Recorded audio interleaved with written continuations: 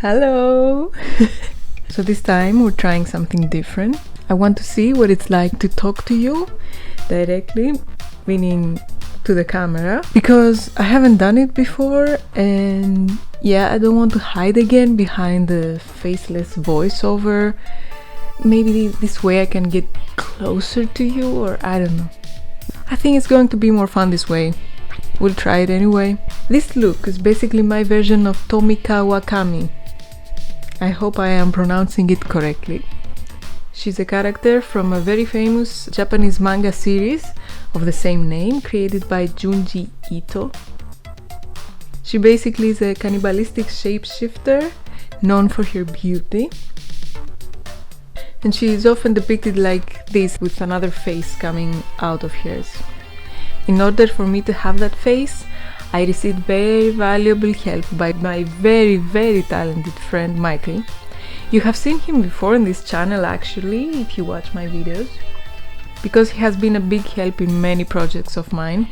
So this time what he did was basically 3D print his face for me. I have some footage where you can roughly see how he made it. He found this 3D model of a face online, duplicated it in the angle we wanted, and deleted the neck and torso. This is what he was left with. He adjusted the edges according to this reference art I found on Pinterest. After it was printed, he used some plaster and sandpaper to make it smoother. And then he sent it to me. But right here, let me tell you, you don't need a friend with a 3D printer to make this face for you. You can take a white craft mask made of plastic or paper and follow the steps from here on later. Just maybe use a piece of clay to fill in the eye socket. So this is what I had to work with. She's so cute. For some reason I want to name her Clarice. In order to find a way to prop her up on my head, I used some wire. I wrapped it around my head to find the right length and then hot glued it on the inside of the forehead.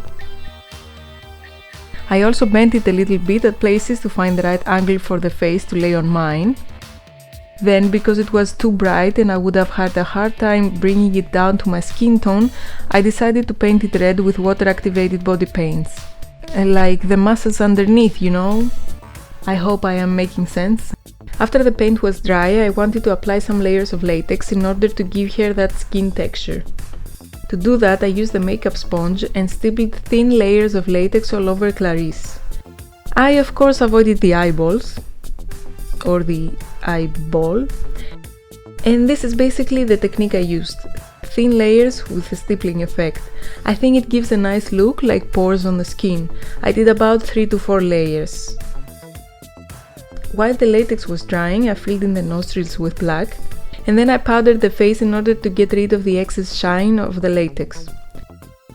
However, I think if I did it again, I wouldn't use powder at this stage, because then it was harder for the foundation to stick on the latex. Anyway, at some point I remembered the eyebrows. For them I applied some spirit gum on the eyebrow area, tapped it until it was tacky, and then cut tiny locks of hair from an old black wig and stuck them on. I repeated until the whole area was covered, even though about 2/3 of the hair fell out later anyway. When there was no more hair to fall, I trimmed the remaining ones to a desirable length. I used the latex layer on the bottom to make the hair look like it's coming out of the skin. Time for foundation. For a project like this, you need a full coverage foundation, and know that you are going to use a lot of it. After I applied the first layer, I decided that the second one was needed, but I also wanted to give a more realistic effect to the skin's color. So I used this type of sponge with red and dark red alcohol activated paints, and basically gave her a lot of red freckles, almost everywhere. Then I applied the second coat of foundation and some concealer in the areas I usually apply on my face as well. With a thin brush and black eyeliner pencil, I defined the outline of her eye and give her a tiny wing. I used red body paint on her lips and defined the parting with black. Then for the eyebrows, I took a dark brown eyebrow pen and started drawing them, filling in the gaps. I did some basic contouring with brown eyeshadow on her lids, nose, cheekbones and below the eye. For her eyeball, I took some clear nail polish and applied 3 coats to make it look shiny like that. topping it all off with some natural looking eyelashes. And of course a little bit of setting spray to keep everything in place.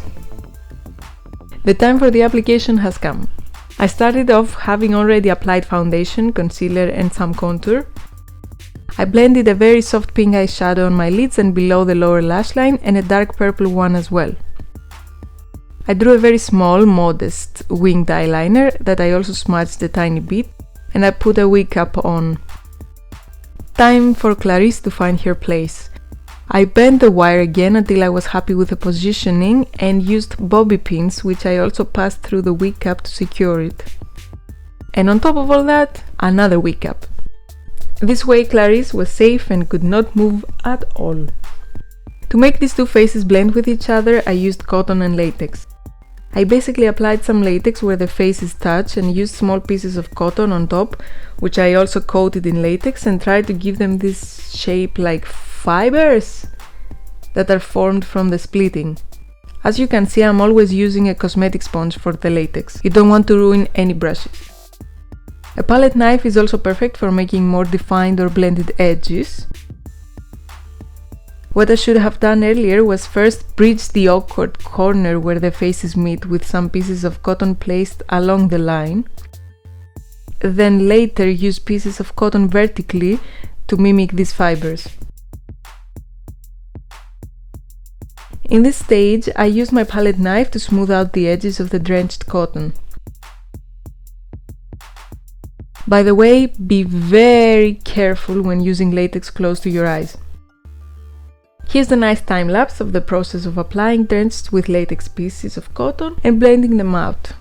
I dragged their edges in both directions, but other than that I didn't follow a specific pattern or guide. I just did whatever felt right in terms of positioning and shaping.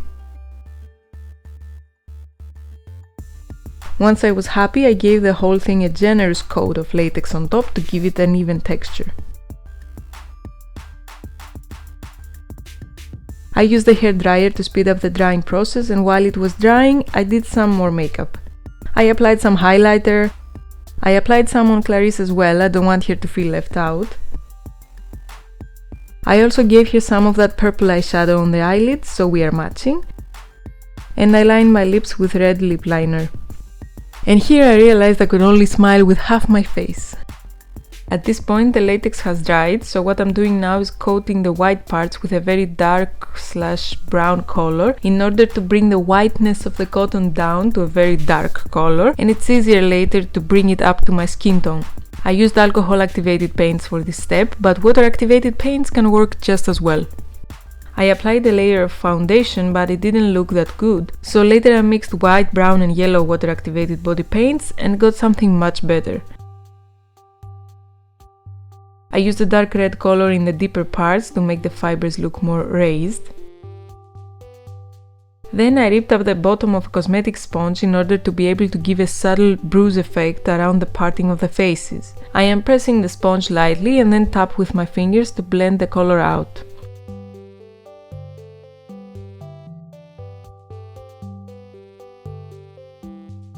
I put the wig on, and with the same cosmetic sponge I applied white paint on the higher points of the parting and blended it out as well.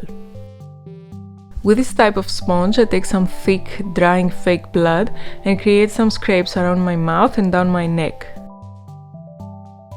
Don't forget Clarice. Then I took this brush, packed it with red water activated body paint and splattered some of it around both faces and my neck. I really like this effect, it's hardly noticeable, but I feel like it ties everything together. I applied some dark red liquid lipstick and a bright red lip gloss on top, both for me and Clarice, of course. Then I enhanced the blood effect because it was too subtle and gave my knife a nice look as well.